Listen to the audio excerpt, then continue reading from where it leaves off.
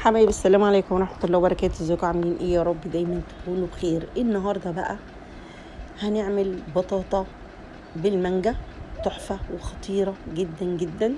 على فكرة البطاطا دي ليها فوائد كتير جدا، استغلوها يا جماعة، ما تبطلوهاش في البيت، هاتوها كده يوميا. هي رخيصة جدا، يعني في اللي بيبيعها ال2.5 كيلو ب10، وفي اللي بيبيعها ب3 ب10، وفي اللي بيبيعها ب5. يعني رخيصة جدا جدا جدا. انا هنا كان معايا 2 كيلو بطاطا، مسكتهم سلقتهم بكوباية سكر فقط لا غير. ليه؟ لان البطاطا مسكرة جدا. انا هنا معايا كيلو لبن، وكمان معايا 3 معالق سكر، ومعايا 4 معالق دقيق، ومعايا 5 معالق نشا، ومعايا بيكنج باودر زي ما انتوا شايفين كده. حطوا الباكو كله علشان تطلع معاكوا هي كده هشة وخفيفة.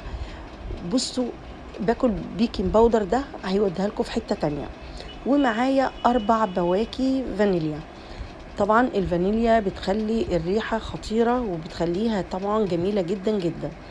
ما تقولوش 4 بواكي كتار، لا بالعكس، هم 4 بواكي حلوين جدا، لان احنا معانا 2 كيلو من البطاطا. عايزة اخلق لكم بتبقى بجد رهيبة، هشة كده وخطيرة، وبتبقى ناعمة قوي قوي قوي، او عاملة زي الزبدة. تمام. هنا بقى معايا، بحيث ان انا لسه جايبة زبدة بلدي النهاردة، هحط كده معلقتين سمنة بلدي كبار، وهضرب بقى كده كويس جدا. بصوا انتوا واخدين بالكم عاملة زي الكريمة ازاي؟ ده من ايه؟ ده من النشا والبيكنج باودر. عايزة اقول لكم خطيرة. هنحطها بقى كده على البوتاجاز، وتعالوا نعمل بقى البشاميل البطاطا بتاعتنا. هنا بقى معايا معلقة زبدة كبيرة. عايزة اقول لكم معلقة الزبدة دي بتفرق كتير جدا جدا، بتودي صينية البطاطا دي في حتة تانية بجد. هي معلقة مش قليلة، بالعكس دي بصوا عايزة اقول لكم فايحة جدا. عايزه اقول لكم معلقه الزبده دي كانت انا مش مسيحاها ولا حاجه، انا لسه الشغل النهارده والله مجرد قلت كده بقى اقلب حته كده معاه كمان صينيه البطاطا. تمام. كنت زي ما انتوا ماسكاها مطلعاها من الفرن، وكان شكلها بجد خطير. قلبنا كده بقى البطاطا بتاعتنا. عايزه اقول لكم بعد ما تسووها، حطوها بعد ما تبرد خالص كده، حطوها في التلاجة شويه، تبقى ساقعه كده وجميله. في الشتاء بتتاكل سخنه ملهلبه، تطلع من الفرن كده تبقى سخنه وتدفي. انا طبعا زي ما انتم شايفين كنت جايبه البايركس، جايبه صينيتين، قلت هعملهم فيها. فقلت لا، تعالى يا صاج انت، انا هعمل لك فيهم مره واحده احلى من البايركس. بصراحه انا بحب الالمونيا، واحب اعمل الكيكه، اعمل كل حاجه في الالمونيا. بجد بتدي الاكل طعم ونكهه كده، وبتاخد السوا بتاعها المظبوط، احلى من اي حاجه تانية. حطيت كده كبشتين بشاميل من تحت، وهبتدي بقى احط ال2 كيلو، بسم الله ما شاء الله، اللهم بارك، البطاطا بتاعتي. انا جايبه البطاطا النهارده بكام؟ جايبه الكيلو ب5 جنيه. تمام. بس زي ما قلت لكم، في اللي بيبيعها ال2.5 كيلو، وفي اللي بيبيعها ال3 كيلو، بس انا النهارده جبتها ب5 جنيه. وعملوا لي زي ما انتم شايفين الصينيه المحترمه الخطيره ديت. عايزه اقول لكم تحفه ومغذيه جدا جدا. لو ابنك بيذاكر، بنتك بتذاكر، مع كوبايه نسكافيه، او مع كوبايه شاي بلبن، او لوحديها كده، او كوبايه عصير، يا سيدي بجد هتخليه كده يذاكر ويركز، وتبقى في منتهى الجمال. كده خلصنا. معايا بقى منجايه واحده هي اللي موجوده عندي اهي. انا قشرتها عشان هي كانت مستويه شويه، قشرتها وحطيتها في الفريزر شويه علشان تمسك نفسها، واقدر ان انا اقطعها، لانها كانت مستويه خالص ومفيش غيرها بصراحه. فقلت لسه هطلع من الفريزر، وانا اللي انا بحب ان انا اجففه في الفريزر بصراحه، ما بحبش ان انا استعمله خالص، بنساه كده ولا اكني شايله حاجه، علشان لو اتمدت ايدي ان انا اسحب منه يبقى ان شاء الله كده مش هيبقى عندي حاجه.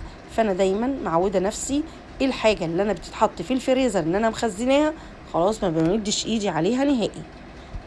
فالحمد لله عندي المنجايه، وحلوة وزي الفل. وعشان كانت بس طرية حطيتها في الفريزر شوية واديني قطعتها وزي الفل. هرصها بقى كده فوق صينية البطاطا بعد ما حطينا البشاميل بتاعنا. عايزة اقول لكم يا جماعة كانت فظيعة النهاردة بجد خطيرة. يعني انا عايزة اقول لكم العيال عاملة الغدا كلوا منها قبل الغدا وقفلت معاهم وقالوا احنا مش هنتغدى دلوقتي. بجد من جمالها ومن ريحتها كانت رهيبة. هنرص بقى المنجاية بتاعتنا. بسم الله ما شاء الله اللهم بارك. المنجاية فيها بركة، ملت لي الصاج بتاعي كله. انا قلت مش هتكفي فربنا زاد فيها البركة كده. وبسم الله ما شاء الله. تعالوا بقى كده هنحط البشاميل بتاعنا. والبشاميل لازم يكون خفيف ما يكونش سمكه تقيل.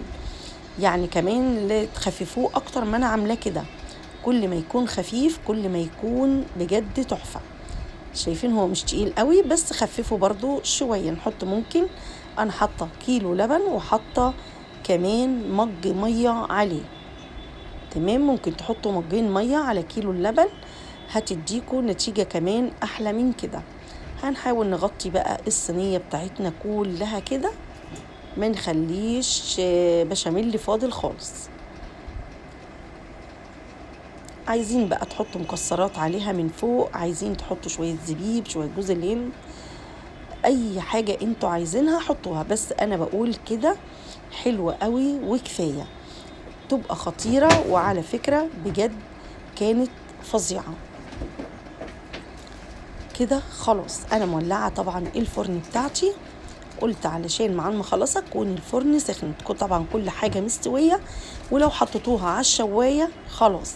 دي بقى معلقة الزبدة اللي فضلت حطيتها زي ما انتوا شايفين كده، هي مش كبيرة.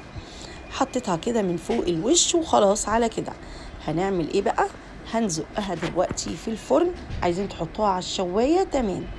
بسم الله ما شاء الله اللهم بارك. زي ما انتوا شايفين انا ما ولعتش عليها من تحت، حطيتها على الشواية لان كل حاجة عندي البشاميل مستوي، البطاطا مستوية، كل حاجة مستوية.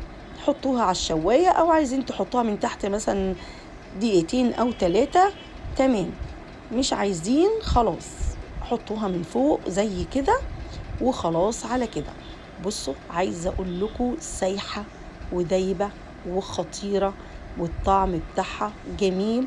طبعا مسكرة والمانجا طبعا كان نفسي ان المانجا تكون مزز شوية بس المانجا معاها مسكرة. اتمنى يكون النهاردة الفيديو عجبكم.